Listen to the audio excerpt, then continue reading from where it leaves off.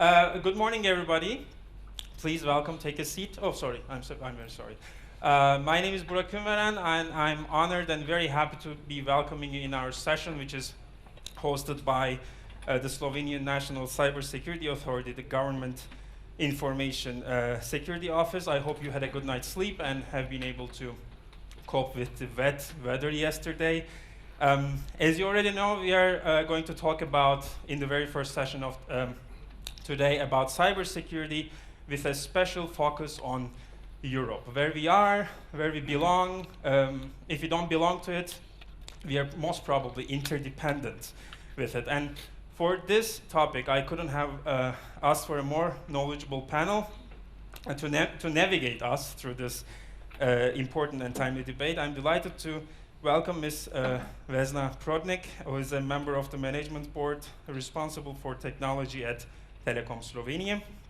It is my pleasure to welcome Mr. Gianluca Galasso, who is the head of operations and CSIRT, which stands for Computer Security Incident Response Team. Maybe some of you already knew that. I didn't up until this panel. At the National Cybersecurity Agency of Italy. I'm delighted to have with us Mr. Jacob Phillipps, who is the Central Europe Cyber Lead at the Foreign Commonwealth and Development Office of the United Kingdom. Welcome. Mr. David Riou, who is the Head of Strategy and Portfolio Management for Cyber Defense Solutions at Thales from France. Thanks for joining us. We have a guest from the Baltics, Mr. Tanel Sepp, who is Ambassador at Large and Director General of the Cyber Diplomacy Department at the Ministry of Foreign Affairs of Estonia. And last but not least, one of the hosts of this event, Mr. Uroš, Svete, who is the Director of the Government Information Security Office of Slovenia. Thanks for joining us. As you can see, we have a quite large panel and a lot of people joining us. Welcome, please take a seat.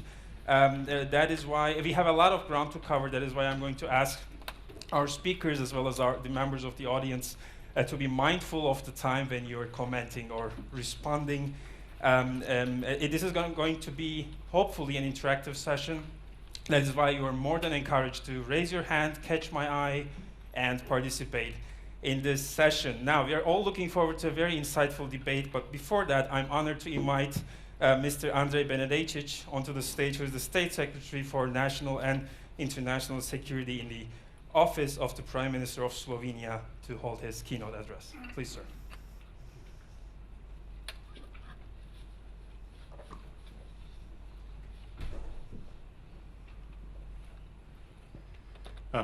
Actually, I managed to write something, but I don't know if I'll be able to read it.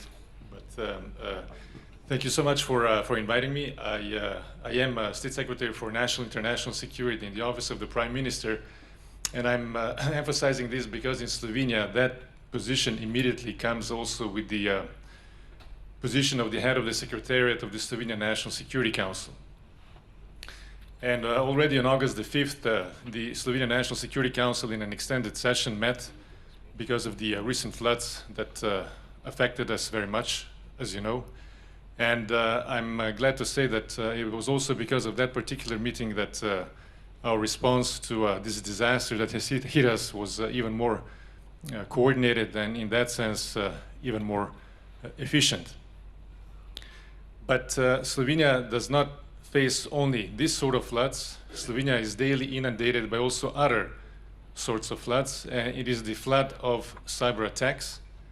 And in recent years, the level of these floods has been increasing steadily. In fact, in the past months, the Secretariat of the Slovenian National Security Council has been paying an increasing amount of attention to this particular issue. And just to sensitize you a bit to the problem that we're facing, since 2008, the number of cyber incidents in Slovenia has increased by tenfold. So we are actually facing a situation which is quite serious. And for example, just to illustrate my point, this time last year in August, we were dealing with a cyber attack on our administration for disaster relief. This is the same administration which in the recent weeks has played such a crucial role in addressing the consequences of the floods and is still involved in aiding the people and also dealing with the damage. So imagine if this year the cyber attack had happened also in August. I mean, in that case, would be basically faced with a perfect storm, because the agency that was supposed to, or is supposed to actually respond to the actual floods, would, because of a cyber attack, be unable to perform its task properly.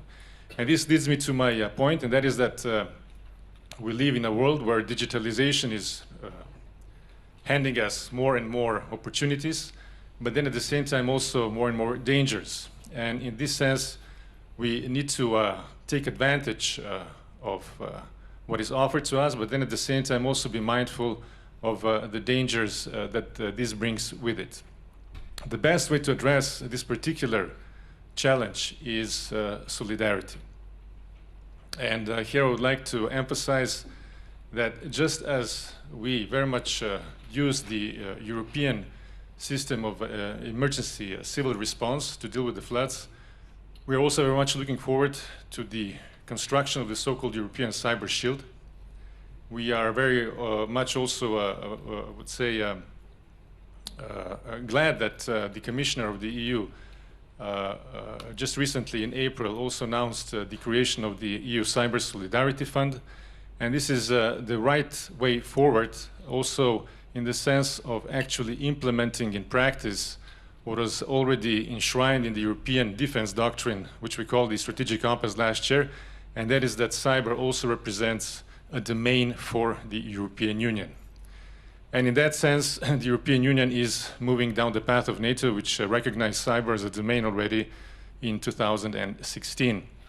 By the way, we also use the EADRCC, or the EDRIC system of NATO civil emergency assistance, to address these floods. And in that sense, we are also counting on NATO support also in the future when it comes to the exchange of information regarding cyber incidents. I would especially like to emphasize the point that a new NATO mechanism was also launched just recently at the Vilnius summit, and this is something that we very much also count on in the future. Of course, solidarity is not a one-way street, it is a two-way street.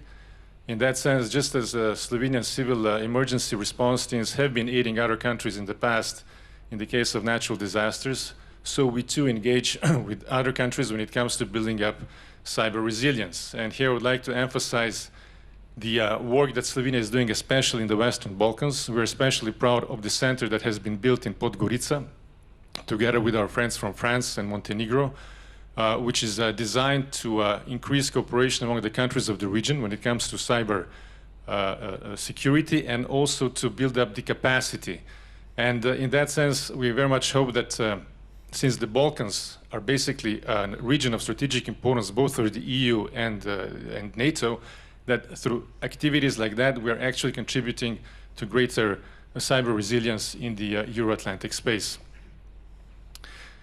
Before concluding, I would like to mention one fact which many of you might be aware of, and that is that at the beginning of June of this year, Slovenia was elected to the seat of member of the UN Security Council. As you know, the UN Security Council is the main body of the United Nations for the maintenance of international peace and security. This particular fact is quite well known because it was publicized quite widely. Our competitor for this position was Belarus. So the fact that 153 countries actually voted for us was quite significant. But while this fact is quite well known, it is less known that just a couple of months before that, in the midst of the campaign for this position, our Ministry of Foreign Affairs was subjected to a serious cyber incident. Now, let me emphasize that we have been already able to address the consequences of this incident, but nonetheless, I would like to leave you with the following 2 points. And the first one is that cooperation with our partners, in large part, accounted for the fact that we're able to identify in time the danger and also to address it efficiently and successfully. And the other point that I would like to make relates to the theme of this Bled Strategic Forum. And that is that as we prepare to take over a seat on the UN Security Council in the coming months, we very much count on our partners to help us in ensuring global security through solidarity. And with that, I would like to thank you. Thank you very much, Mr. Benedejčič. You have given us a lot of food for thought in your keynote speech. I'm very thankful for. Now I am looking forward to a very insightful discussion, and I want to start with Mr. Svete, and I want to follow up on a point, a very important point Mr. Benedejčič just mentioned. I am speaking of the new Western Balkan Cyber Capacity Center, which was opened in Podgorica when Slovenia and France, if I'm not mistaken, partnered with Montenegro last year. This is expected to serve as a regional cooperation hub, if I'm right. How do you assess the effectiveness of the current capacity building measures in the realm of cybersecurity? Thank you so much for your question. Of course, as you mentioned, and of course State Secretary mentioned as well, the idea of Western Balkan Cybersecurity Center is not just be a hub for this region, but the idea at the very beginning, of course, was to establish some capacity. That means that we are really trying to merge together technology, organization, and experts at the same time, and to cope with all kinds of cyber incidents or cyber activities. That means the idea was at the very beginning that such a hub, such a center should work on the base of all hazards approach. That means that if we have a very unique, or I would say, or very the same technique or tool covered by different entities or different stakeholders, beginning with cyber crime or cyber intelligence or military perspectives or civilian perspectives, that means that we should really have then a center where all these perspectives should be, of course, addressed.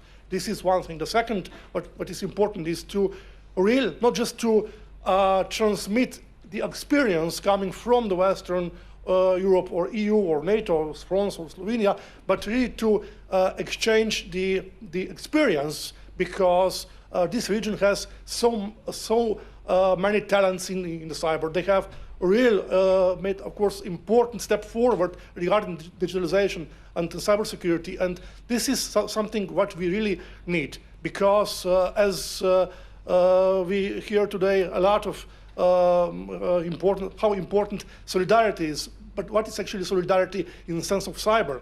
This is information sharing, this is experience sharing, this is knowledge sharing, because technology is more or less everywhere the same. And of course, the malicious activities should be then addressed properly, and this is something what, of course, should be done, not just in Podgorica, in this particular center, but in many other places as well. Solidarity is a very important point. Let's extend the scope of this a little bit, since we're talking about Europe today. Mr. Galasso, what can you tell us about the ongoing efforts of the EU as you observe it, and of your government in terms of cybersecurity, and how prepared are we in Europe for a cyber attack?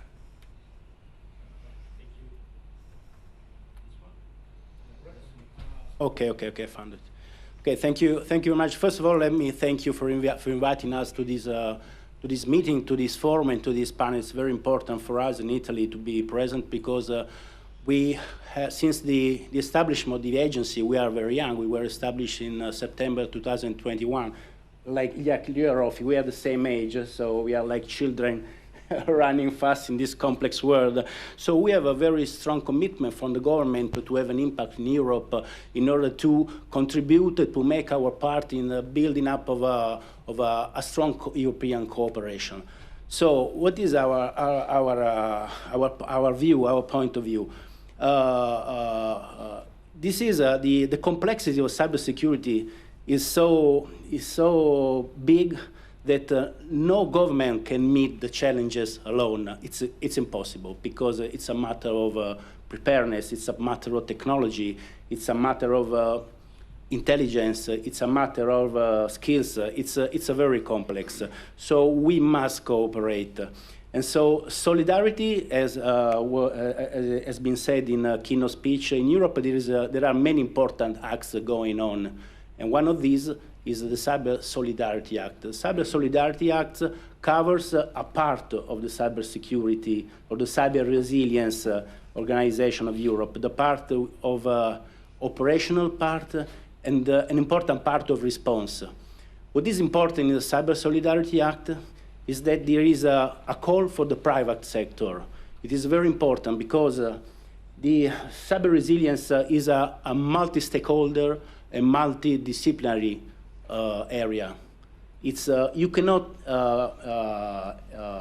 create a fundamental basis of a secure resilience without taking into account the private and without taking into account the different disciplines. So in the Cyber Solidarity Act, we find two important points.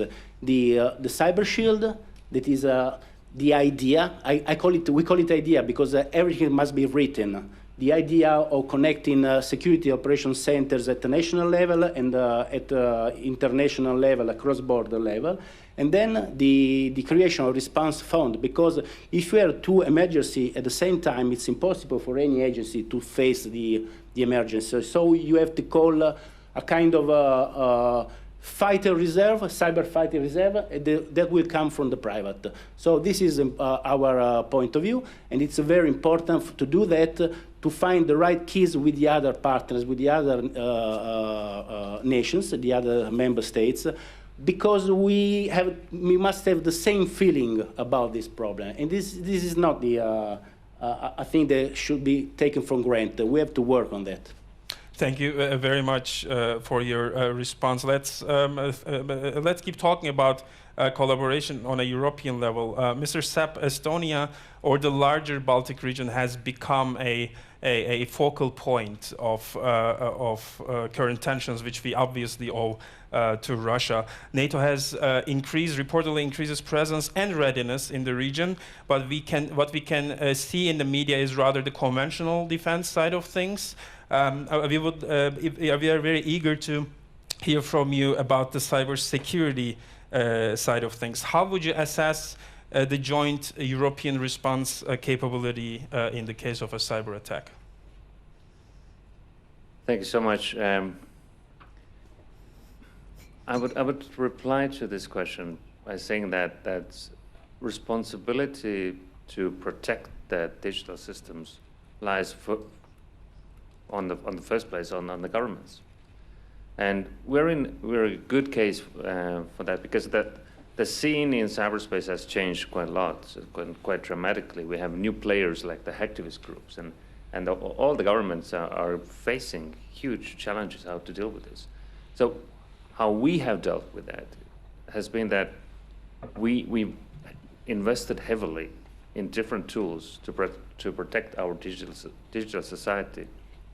And it's actually working right now. And as we have this from Russia with love situation in Estonia, any political decision that is made by the government or by the parliament is almost automatically followed by some cyber attacks. And with this, our own investments in our protection, these attacks have had almost no consequence. People in Estonia have not seen these attacks, and at the same time, some of these attacks have been the biggest in our history. I mean, they're getting close to the world's biggest attacks, but because people don't see it, also the attackers don't get what they want, and they get tired. So we have seen this trend that actually these attacks have been decreasing. So this is one part here. Another part about the solidarity and information sharing and experience sharing. We have been doing it for years, and there's an anecdote, actually a true story, from CSIRT EU, the EU's the CSIRT team, that they were complaining that we were sending so much information that it didn't fit on the screen. And we have really taken also the stance that we share as much as we have. because that is the way how we can create this this common understanding of the threats and also develop common activities on this. Thanks. Thank you very much for the insights you have shared with us.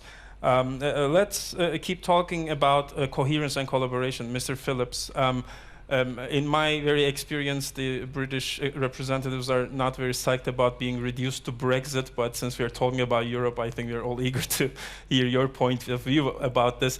How did the European collaboration change after Brexit? How does it look like right now with your European partners?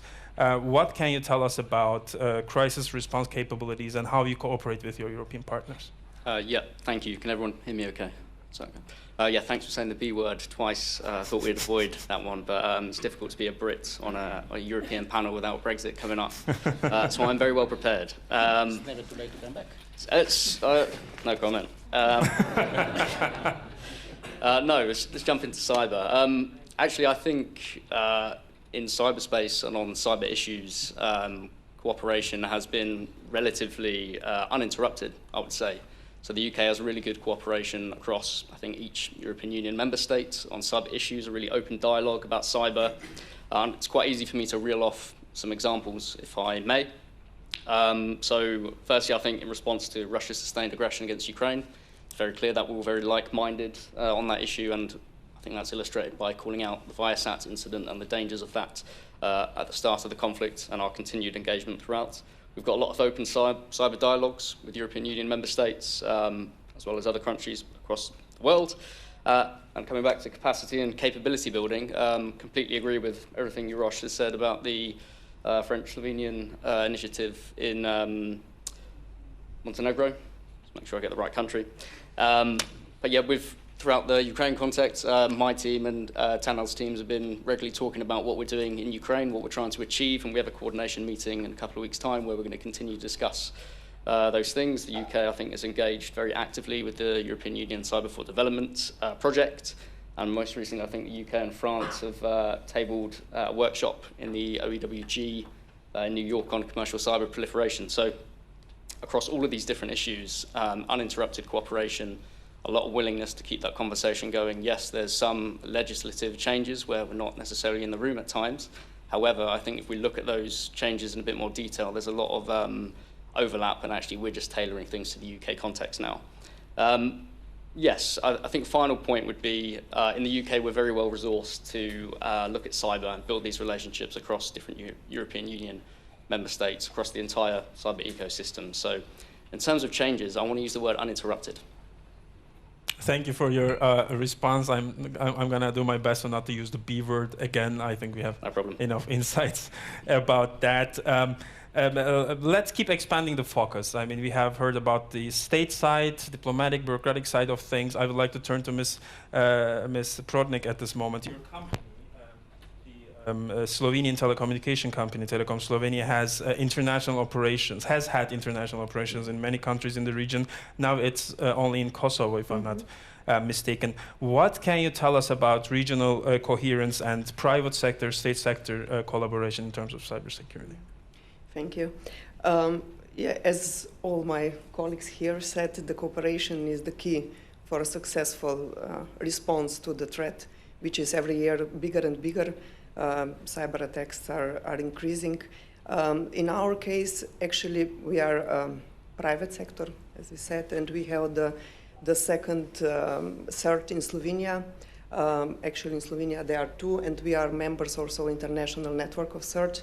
So the cooperation is extremely important, not only in Balkan area, but also wider, because you know, cyber attacks doesn't have borders. They don't know where is Western Balkan or so on. But anyhow, we have also operation, as you said, now in Kosovo.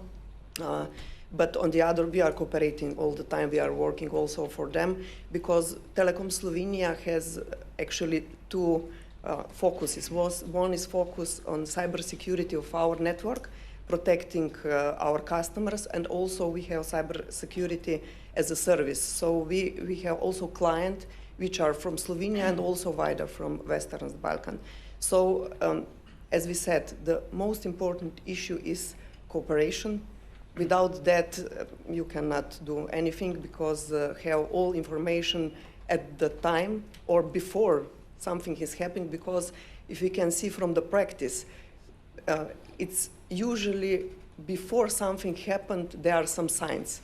And it's extremely important if someone in this network finds something to exchange information, and if the cases happened, that it's really quick reaction, and also the other members of the network can react, because this is extremely important. So anyhow, area Western Balkan is for us extremely important, also in the sense of cooperation, also from the business side. And maybe just to emphasize, it's not only private sector and the business. It's actually important to cooperate with the states, with stakeholder, with the ministries, and all of them, because only this way can protect all of us, actually, our customers, our citizens, because this is the most important issue.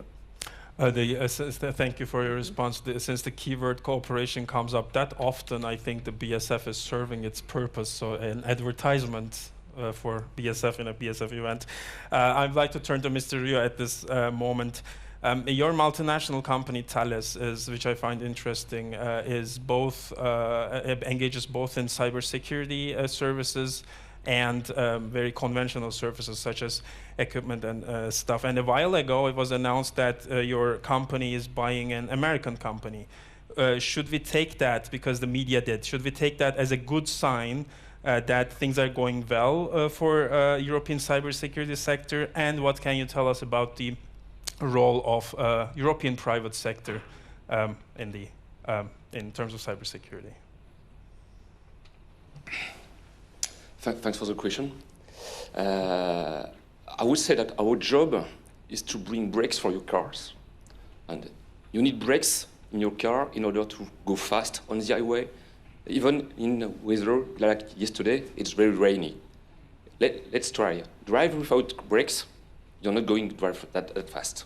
So cybersecurity is the brakes that enable you to bring the dividend of cybersecurity, of digital transformation. And that is our value.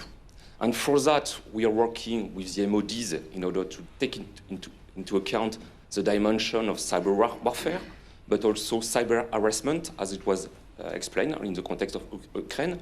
We are also working with states in order to define the digital sovereignty strategy and how the cybersecurity is affecting them. And we are also working with private and public organizations in taking into account the cyber dimension and how they have to take into account the cyber threat in order to capture the digital dividends. And for that, we are delivering graduated answer. We believe that countries should bring strategic autonomy in threat intelligence, in data protection, and in incident detection and response. It was discussed before, solidarity in response. In the context of data protection, of course, we deliver graduated answer. We have solutions for the civil market, for the mass market, for the worldwide market. And in that context, we acquired Gemalto a couple of years ago. Now we are acquiring Imperva. It definitely makes sense. But we also provide data protection solutions for the government and for the MOD with a different approach and different level of trust and sovereignty. So this is definitely consistent. Thank you for your response. I have a follow-up question for all of you, actually. You talked about strategic autonomy. It's a very simple and a difficult question. Do you think that Europe has strategic autonomy in terms of cybersecurity? Please. I'm looking at all of you, but... I will try to answer to this very tricky question. It's, we don't not have a strategic autonomy, a technological autonomy so far, but we have to look forward to arrive there. It is very important. In Italy, in our, for example, in our cybersecurity strategy that we issued 1 year ago, we have a very important focus on the strategic autonomy, Italian, but European strategic autonomy, because we as a single state nation, we cannot afford to reach a strategic autonomy. I don't think we'll ever have in Italy our Microsoft or our big tech company. It's almost, it's impossible, but we have to look forward to arrive there. What does it mean? It means that we can still have some, let me say, Chinese mobile phones in our pockets. We can still have some equipment somewhere, but we must pay attention in the equipment, in technology that we use in our critical infrastructures. So we have to select. And to do that, we must be very aware. We must have a very consciousness, a concrete consciousness about the technology. So we must be in the position to select, I want that, I don't want that, for many different reasons. There are not only technological reasons. And so this is the way where we are looking at. It's a path, it's a road, it's a long path, but this is what we have to do. And so this is the reason why in our agency we are established the National Scrutiny Center. It's a laboratory inside the network of national laboratories, also private laboratories, where we will make a scrutiny of equipment, software, and hardware that will be used in critical infrastructures. That's our idea of strategic technological autonomy. Thank you. You talked about Chinese phones. Actually, that was my just an example. Secret weapon in this panel. I'm going to come back to that. You can be sure about that. Is there anyone who wants to comment on this? Otherwise, I'd like to, Mr. Phillipps. Yeah, I'll jump in on that one. I'm not entirely sure what's meant by strategic autonomy, but I think what we can do is look to make things as secure by design as possible. So if we're looking forward at the forthcoming AI revolution, I think if we look back at the last sort of 10, 20, 30 years of tech, software boom, the speed of development left a lot of holes in different software and tech, and while that's given us all nice jobs to fix that stuff, actually, I don't think it's going to be the same. It's going to be a heightened level of threat when it comes to the AI boom. So I think there's a few questions we should be asking ourselves, which is what do we know about our adversaries and how are they going to exploit AI? How is our adversary tradecraft going to change? Secondly, are vendors, businesses and executives taking responsibility to build secure by design principles into some of the tech that they're developing to ensure that all of our infrastructure is safe? That security shouldn't be an add-on, it should be a fundamental part of what businesses are trying to achieve. And I think finally, how do we maximize the benefits of all of this for defense? So how do we deploy some of these things into our threat investigation and defense technologies? So if we're looking at autonomy, I think diversification of components of tech, of software is key. But actually, if we're going to proceed with this, we need to make things as secure by design as possible with the coming evolution. Thank you very much. We have 4 voices. I love this panel. Ms. Svete, you're first. Thank you so much.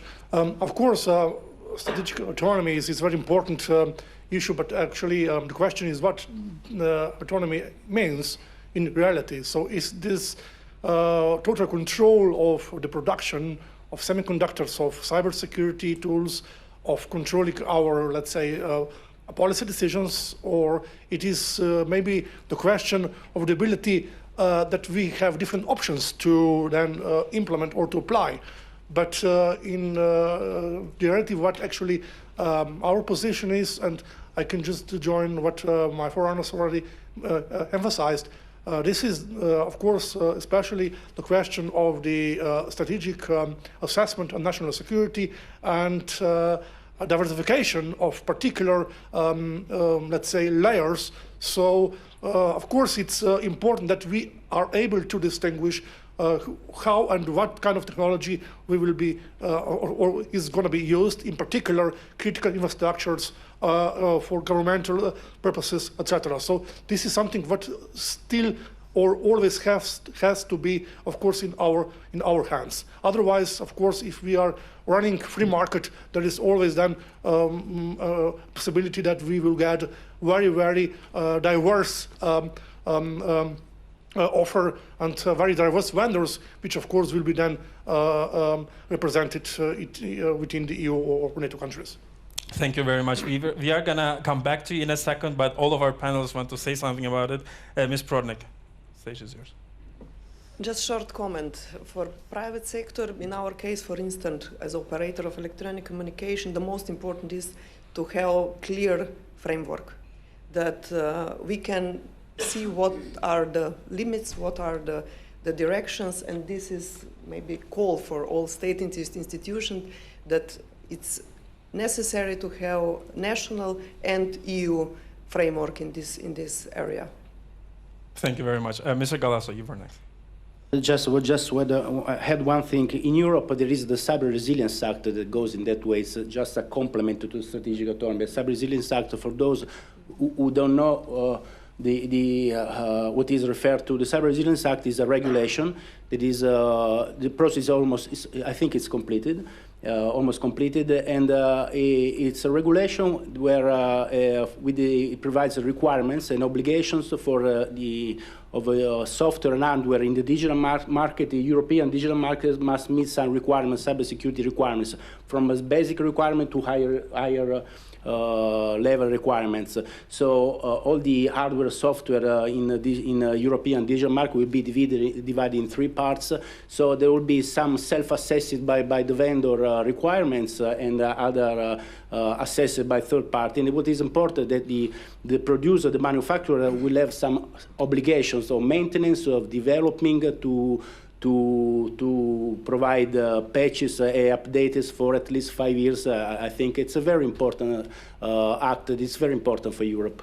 Thank you very much. Mr. Sepp, you were next. I wanted to add another layer also to this. Obviously, I agree with what all you said. And the layer is public-private partnership. And the fact that I do believe that we need to start rethinking what public-private partnership actually is, because we've seen how the big tech, that's my scary B word, the big tech has been directly assisting Ukrainian government, how big tech has been involved in storing or migrating sovereign data, how we are relying so much more on big tech's information in our intel assessments. So these are all things that the governments have used to think about and be responsible for. And right now, the war in Ukraine is really black and white. So also for the business, it's black and white. But if we imagine that any future conflict will not be without cyber components, if the situation is more gray, we are right now creating expectations from the government side and from the big tech side. So we need to really start thinking about how do we address it. And not just with a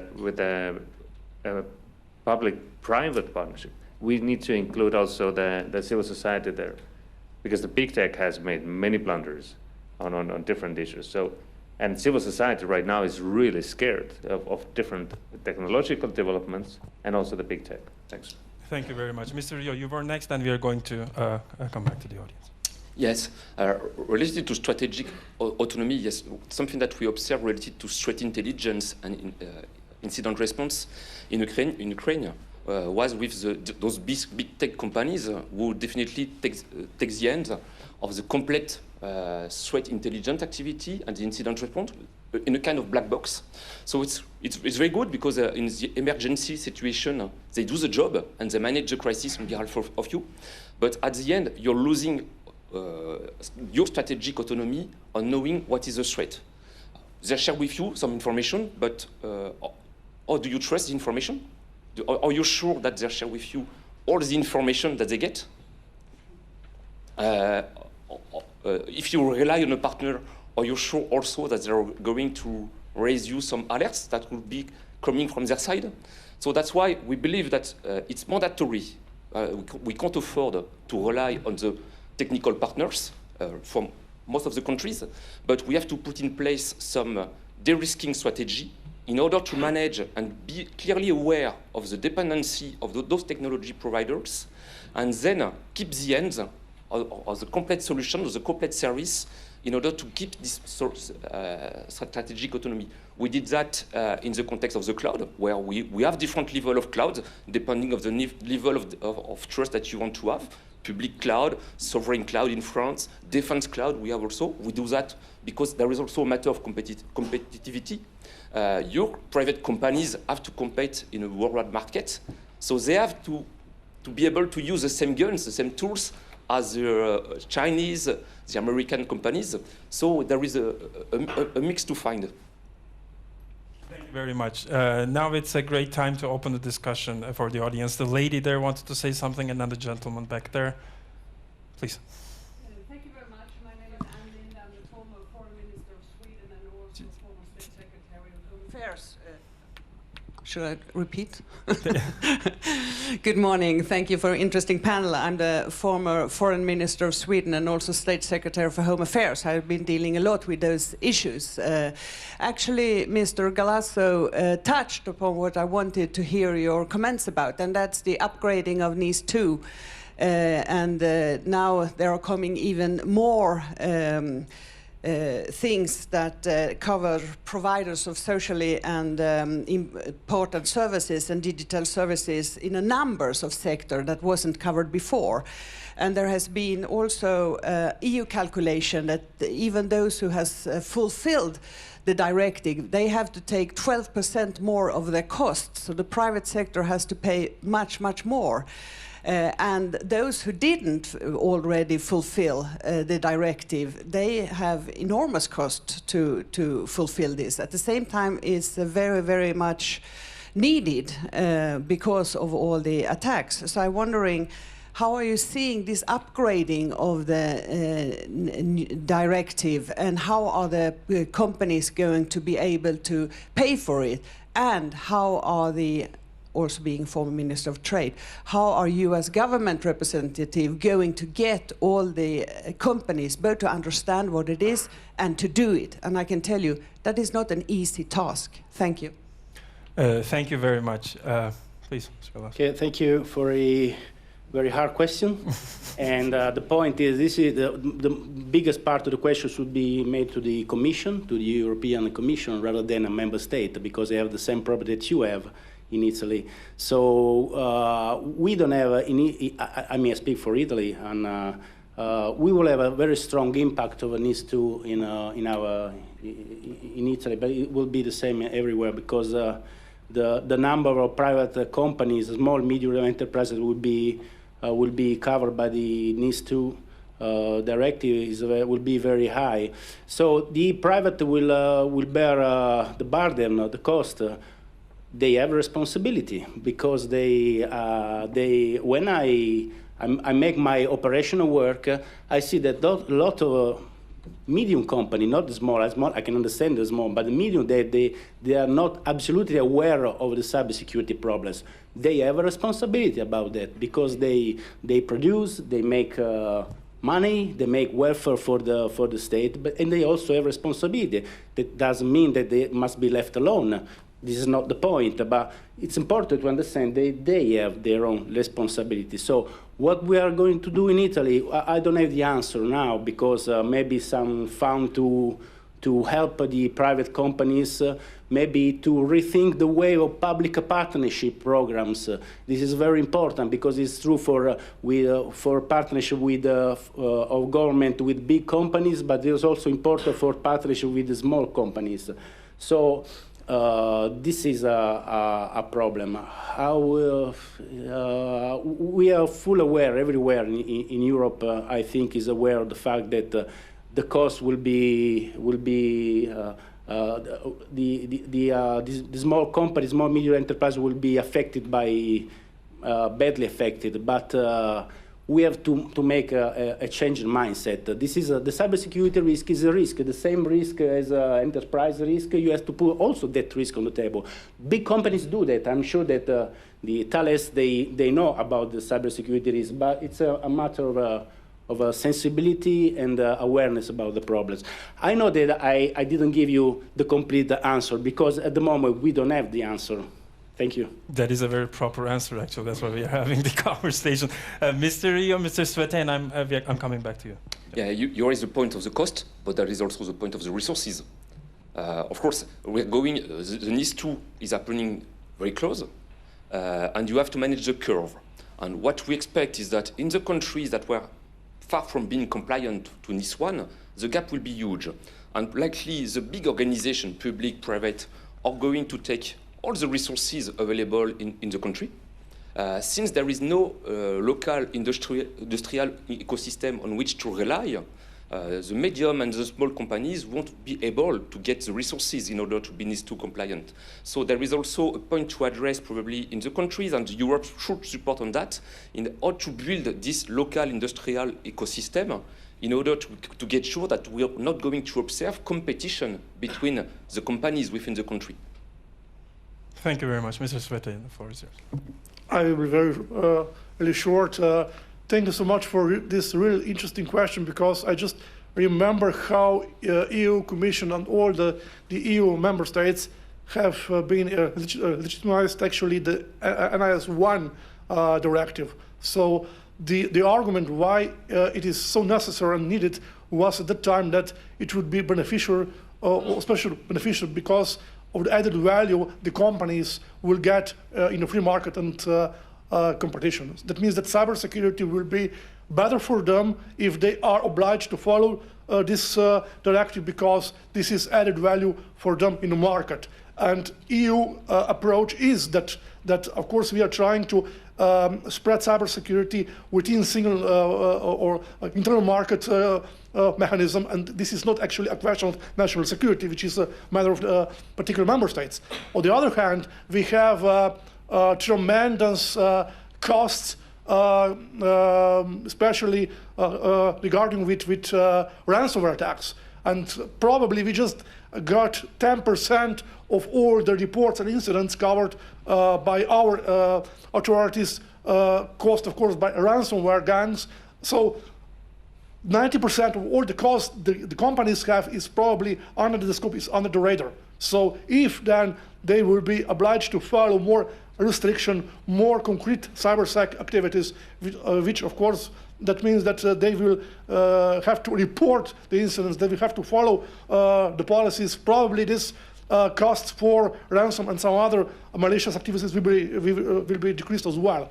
And this is something, of course, what is definitely then important fact for the companies. But I definitely agree with you. We have very, very different companies. Some of them are, of course, totally mature. Some of them, or majority of them, they are really under I would say, old standards. Although we are talking about ISO or some other standards. So this is something what Commission and Member States will have to take into account for sure. Thank you very much, Mr. Svete. If you excuse me, Mr. Phillipps, the gentleman over there has been waiting for a while. Then you're next. Michael Lauter, OptiWeb. One really quick question, and thank you for your inputs. At the end, it all comes to us individuals. So education, I think, is a very important part of it. And I'm curious, what's your point on that? Do you have any valuable inputs how to improve the education about cybersecurity? Because I really don't think that it's talking about much. Thank you. Thank you very much. You want to respond to this? Mr. Phillipps, you can answer the follow-up. I'll answer both, if that's okay. I'll start with the first one. Just to come back to what Uroš was saying, it's not just added value in the market, sort of bridging out this legislation. Of course, not many people might want to hear this because in the UK we have a slightly divergent legislative system now. And we're taking an incremental and agile approach to implementing our NIS equivalent directive to what we deem essential services, but I think the language in the EU version is key services and key sectors, very similar. But I think if we don't roll out these things, the cost of exploitation longer term is going to be much more significant. So actually, there is a need for self-reporting. We find in our case that having businesses self-report incidents helps us to help them navigate the threats and see what's going on there, or dish out early warning systems and threat intelligence to our different sectors. So that uptake of advice is really, really crucial. On the second question around education, and I have a huge amount to say on this, but just to say we've made it a dedicated part of our national cyber security strategy. So we have this 5-pillared strategy. Pillar 1 is all about strengthening the UK ecosystem. We recognise there is a massive skills gap in our country at least. So we do a lot of things to invest in young people in particular, talent spotting. We have this Cyber First scheme, which is worth looking up. There's lots of information available online on that, but I think it's been really effective, particularly identifying young girls to get into the industry or progress into A-level. Not sure what the equivalent is in the European Union, but high school grades, moving through that system. Yes, hopefully that's useful. Thank you very much. Ms. Prodnik wants to respond as well. Just short comments to both two questions. First of all, it's definitely that costs are increasing, and private sector, it's private sector, and at the end of the day, the costs will pay the end customers. This is no question. But the other issue, which is really what it was emphasis, that there is lack of the experts who are capable to handle all of these requirements. For instance, we have in Slovenia the biggest CSIRT. We have at every moment more than 50 people handling with the issue, but the other companies, they don't have it. Maybe the biggest one, critical infrastructure and so on, they have it. But at the end of the day, medium-sized companies, small companies, that doesn't have. And part of our, how to say, promotion of this area is also PR we are having in this regard, increasing the awareness of the end customer, awareness of the companies and so on. And also we are inviting the medium-sized company, small company to our center to promote, to present the situation, and also in all possible occasion we are increasing the awareness of end customers, because end customers are our employees in the companies, and this is one of the biggest threats if people are not aware what are the threats. Thank you very much. Is there any other ma'am, and then you, sir. Thank you very much for all your input. Mr. Phillipps, earlier you mentioned that the potential that some actors might be using AI to launch cyber attacks, but perhaps looking at the AI from the other perspective, do you expect that in the context of private-public partnerships, the governments will increase the cooperation with the private sector in helping bolster the cyber resilience capabilities? Thank you. Thank you very much. Yeah, thanks. I think, yeah, it's essential. I think we can't make things secure by design unless there's sustained and increased conversation between governments and private sector companies who are developing these tools. And I think that's all I'd emphasize, really. We have to make these things secure by design. Otherwise, in 5-10 years' time, these things are going to be exploited by hostile actors, and maybe even, in more simple terms, by cyber criminals. It might enlarge the threat landscape. But on the flip side of that, if we make things secure by design, the benefits for society are going to be absolutely massive, of AI and large language models as well. I think what's really key is to make all of this reliable, trusted, sustainable, ethical.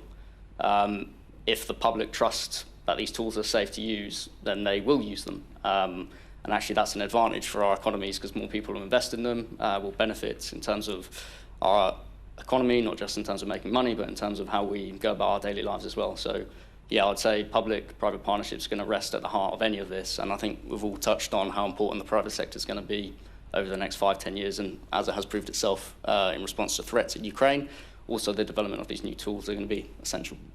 Thank you very much. Please, gentlemen. The mic is coming. Good morning. My name is Nasser Belushi. I'm the non-resident ambassador to Slovenia, based in Italy. My question is, you are talking about Europe and cooperation between European countries, but do you also concentrate on the relationship across the Atlantic, for example, especially the relationship with the United States and other countries in the Middle East, like Israel and others, who are also being attacked by cyber attacks? And you know very well that today's war are always done by electronics. It's by remote control. Cruise missiles goes from one place to another. So there would be a cyber attack to jam all these things. So it is not only related to individuals stealing their phones or addresses, but it is a matter of country. There are also cyber attacks to hospitals, and they jam everything until they pay a ransom of, say, $5 million or $10 million. So it has happened many times in the US and in other countries also. So what you are doing in order to the free world cooperate with each other so that they create something common among themselves so that they can fight back whatever comes from the others, let me say it. That's a great question, thank you. Who wants to respond to this? I think many or none, there's no other option. Okay, I can give my answer. Of course, yes, we have a strong cooperation also with other non-European countries. It's a fundamental. Of course, we have in Italy we have a very strong relationship with cooperation with for example, the United States CSIRT. It's the agency in the Department of Homeland Security. We have we started cooperation with the Israeli Cyber Defense Agency. We were there this year in Cyber Week in Tel Aviv. Also last year we are established, of course, contacts. It's we also have a contact with Canada. We went there last year. We visited their cybersecurity center. It's awful. It's great. It's big. There are a lot of people, and they started years ago. So we have a lot to learn from them. And so this is the way we are doing things. We also have a bilateral cooperation with European member states. So we have a very good relation with cooperation with the ANSSI in France, for example. So it's a complex ecosystem. So we cannot do our job in the right way if we just cooperate in Europe with European countries. That's wrong. So we are not doing that with China. We are not doing that with Russia, of course. But we are building our network. So we exchange information not only about state threat actors, but also about the ransomware. We are part of the counter-ransomware initiative. It's a very important international initiative where we have all the UK, United States, Australia, and a big part of the world in counter-ransomware initiative. So we must work in that direction. We are also working in the OSHA, with of course, in NATO. So it's very important to maintain this cooperation at any level with any partner. It's very important. And so we're doing that. So we exchange information also about the ransomware in hospitals. We observe, when we make our incident response. In Italy, we are particularly hit by ransomware in the hospitals, so we have a lot of experience now as agency. And so we are sharing our experience, our information about the tactics, about the IOCs, about the initial vector of attack, and that's what we are doing in that sense.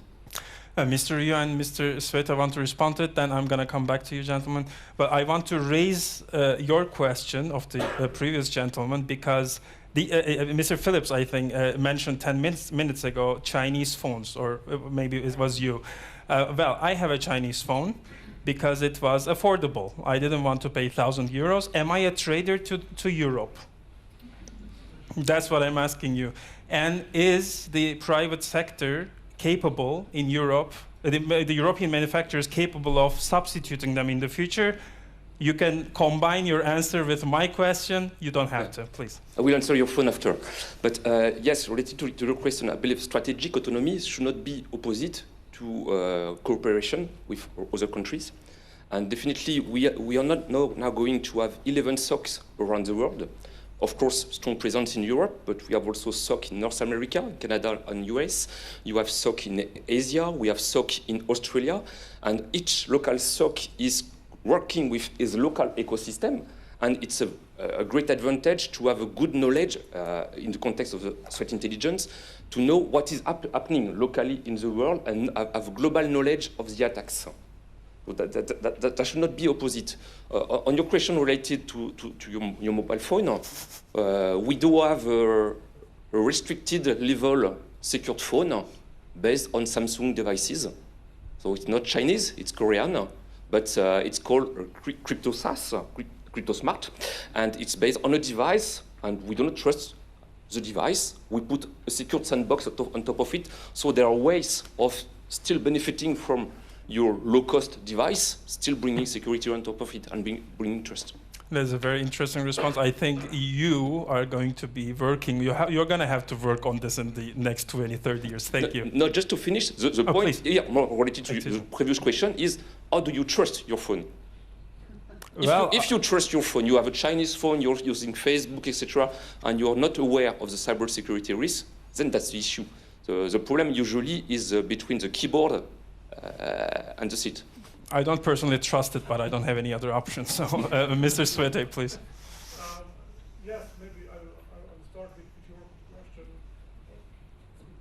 question. So the question of course, worldwide cooperation, and our topic is building up Europe's cyber resilience. Europe's cyber resilience is not just a question for EU and for EU member states. It's a question for NATO as well. So we may not forget on the NATO initiatives, activities, policies, working groups, exercises. So let's just, for instance, within the NATO exercise, cyber exercises, we have involved several non-member states of the NATO, like Japan, South Korea, etc. So that, of course, in Slovenia we have a lot of bilateral, very concrete cooperation agreements with US, with Israel, with Ukraine, etc. So this is something, of course, what is, as you mentioned, this is a question of trust, it's a question of strategic interest, it's a question of solidarity, and is a question of like-minded countries. And like-minded countries are not always within the same, I would say, international or security organizations. One thing more, we should not forget on the UN. So UN is, for me, a very important place where, let's say, standard questions or, of course, cyber diplomacy or mitigating all these malicious activities should be addressed as well. So this is something what, of course, is not just, I would say, localized within European or member states or EU. Second question, your phone. I mean, I agree with my forerunner. So this is, of course, a question of your risk assessment. And it's a question of your data stored on this phone. And if you, of course, you will, if you will actually increase your risk, I would say, needs or requirements, then probably you will have to pay a higher price. Because as all of us know, liberty is not for free and security is not for free. So this is, of course, but the second thing, of course, you are not treated, of course, you will use this phone for non-sensitive data or for data or for some, let's say, content which is not of special importance for entities, organizations, governments. I'm pretty sure now that Xi Jinping is going to hear everything about this tonight. I'm coming back to you in a second, but the gentleman, please, 30 seconds. I think you want to respond to that.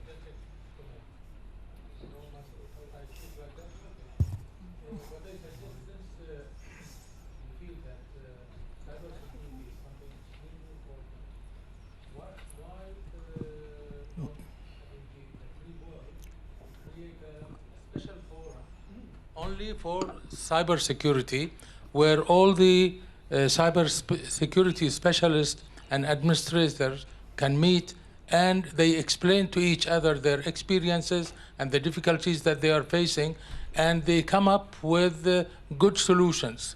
I mean, here, I mean, cybersecurity is the future wars. It will be in the future. will be based on cyber. Therefore, maybe a special forum only for cybersecurity. The specialists can sit for 2-3 days, and they discuss only about the problems they are facing, the latest technologies, etc. Thank you very much. Thank you very much. Now we are with you. The two gentlemen sitting next to each other.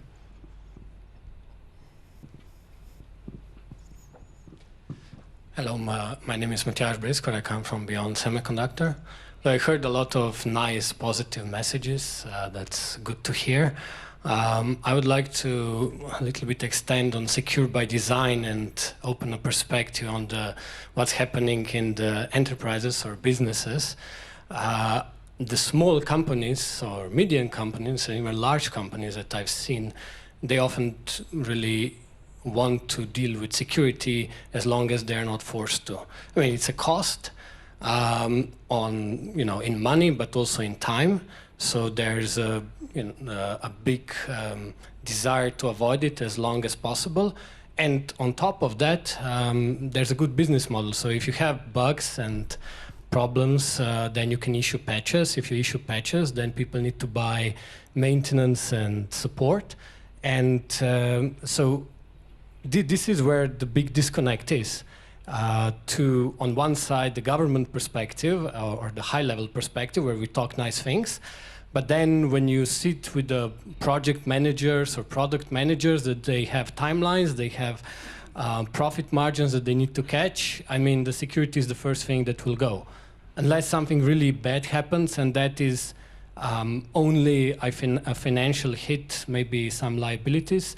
And the question coming out of this is quite simple. Is there any ideas and perspective to actually make legislations to make companies responsible so that they're on the same level field, not that everybody's talking about security, but when bad things happen, that we go back and look why they happened and look at how to even impose some costs to that if there were, I mean, there's negligence, not caring about things, and there are things that you're not able to foresee. And maybe as an idea, safety is something that we know how to handle, and there if you make a big problem and you're negligent, there are severe consequences, and not so much in security. So question for the panel, maybe more government side. Mr. Sepp. Over 10 years ago, when I was in Washington, then I heard this kind of saying that there are two types of companies.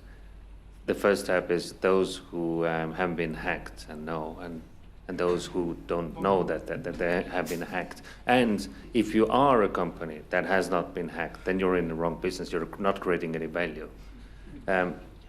I do believe that cybersecurity should be part of the DNA of any business, because the amount of the digital services that the companies are producing means that you have to. I mean, as you lock your door physically, you need to make sure that you also do you can create the e-services or digital services in a secure way. It has to be part of the business model. Actually, the question really is about SMEs. I mean, the big companies understand it. And as for SMEs, yes, there's the question of cost and benefit, that from what level you hire some cybersecurity expert or some other expert. And we in Estonia, we have just recently started with a new program of really helping the SMEs to start with thinking about the cybersecurity. But of course, a big company in Estonia might be a SME in Italy, and so there's a question of scale also here. Thanks. Thank you very much. Mr. Rio wants to respond as well. Yeah, just a short answer to complete. We have not talked about at the moment about Cyber Resilience Act. That is also going to improve, as you said, and there has to be some obligations. So it's not only cybersecurity by design, it's also now cybersecurity by default. It has to be by default in the software, in the product, and probably it's going to change the mind. Thank you very much. Is there any other questions? Please, gentlemen. Okay, great. Thank you. My name is Henry Wang. I'm the president of Center for China and Globalization from Beijing. Yeah, I think the discussion was really fascinating, but particularly your question about whether to buy the phone from China. That's a good question. But I was just thinking, you know, I mean, 95% of Apple's phone were made in China. I mean, everybody's using it. Nobody's raising any security question about that. So also, you know, I mean, Apple sells the second largest market in China, and everybody using Microsoft phone, you know, Apple phone in China. But nobody in China think that was any security issue. So I think we have to probably think about the global, you know, security in a more you know, generous way. And what I can propose, actually, I mean, we have all the, you know, digital, you know, experts here. We're having the G20 come up. I was actually proposing before, why can't we have a D20, digital 20? So let's get the 20 digital largest countries, you know, talk at the, you know, G20 as well. You know, we have T20, Y20, you know, all those B20. Why can't you have a D20? So that would be good. But also, the 20 largest digital companies should also sit down and talk together. So you have both industry and the government talk about that. And really, probably the industry could find a way to better solve the problem for the 20 largest digital countries. So I think that would be really great. Have all the people represented at the table to talk about this. Thank you. Thank you very much. Does anybody, Mr. Phillips? Yeah, happy to jump in. I'm sure we already have those types of discussions around digital in the UN setting. And I don't know if D20 would be inclusive enough, since cyberspace covers so many different countries and so many different borders, but we definitely talk about, you know, future of the internet, future structures in digital space in the UN setting. I think we've had a lot of multilateral engagements and bilateral engagements on that issue. Yes, I think that was it. That's just a quick one. That is great. Thank you very much. Response. We have 3 minutes left, so I'm asking you to give a closing statement up to 30 seconds, please. My question to all of you is, what should Europe do differently in the future for a better cyber resilience? Please. Every single European country should first look at home, how much the government is spending on securing its own systems. That's the first step. It's really the self-responsibility that creates the deterrence by denial. Thank you, Ms. Prodnik. Be united, invest more in development of own products, because we need to be aware that competition on technology is decreasing, not increasing. And this is really, really important issue. Thank you very much, Mr. Galasso. Maybe to rethink about the balance between the national interest and the common European interest, because this could be a problem where we stop when we proceed in our path, especially for the cooperation at the operational level. Thank you very much. Mr. Phillips. I think one thing that's going to be pertinent in the coming months and the next year or so is everyone in the European Union, as well as UK and partner countries, having an active deterrence policy.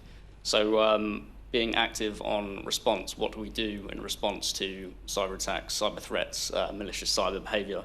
And I think there's a mix of things that we do. So we try to raise threat awareness, we share our products, we share information with different countries, we try and build coalitions with different countries, so that includes European Union member states and the EU itself.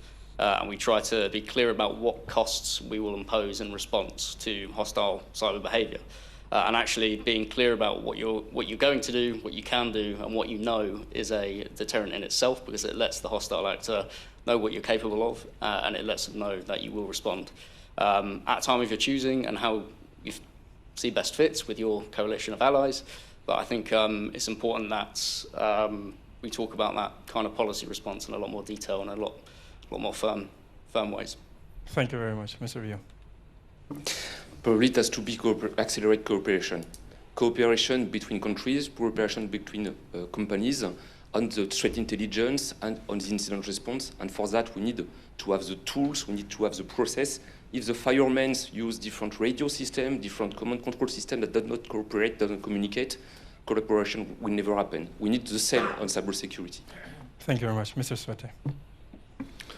Increase cyber digital skills among ordinary people and users, make producers responsible for their products, organize ecosystem at the national level and share it as much as possible in real time among like-minded countries. Thank you very much. A big thank you to our distinguished guests, and another big thank you to the members of the audience for your contributions, and to the B-Word and Chinese Fonts. Thank you, and have a great day.